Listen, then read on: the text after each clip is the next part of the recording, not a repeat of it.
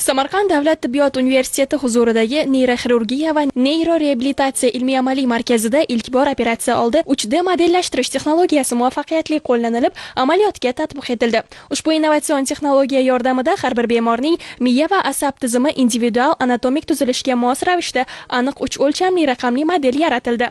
Innovatsion texnologiyalarni qo'llanilganligi bilan o'ziga xos ahamiyatga ega. Bemorimizda bosh miyasining demak, o'ng yarim sharida aniqlangan o'smani biz sun'iy intellekt yordamida qaytadan ishlab, uni dasturlashtirib, uning modelini yaratdik va ushbu model asosida bosh miyadagi joylashgan o'smaning shakli, uni joylashgan joyi, atrofdagi qon tomirlariga, boshqa anatomik strukturalarga nisbatini aniqlab, xavfsiz operatsiya rejasini rejalashtirishga muvaffaq bo'ldik. O'smaning qon bilan ta'minlanishi, o'smaning anatomik strukturalarga qanday ta'sir etayotganligini bilib, uni xavfsiz yo'l bilan olib tashlashga erishdik. Natijada o'sma to'liq olib tashlandi va bosh miyaning sog'lom asosiy strukturalarining xavfsizligi saqlab qolindi. Bemorimizda tiklanish jarayoni yengil kechdi, nevrologik defitsitlar kuzatilmadi.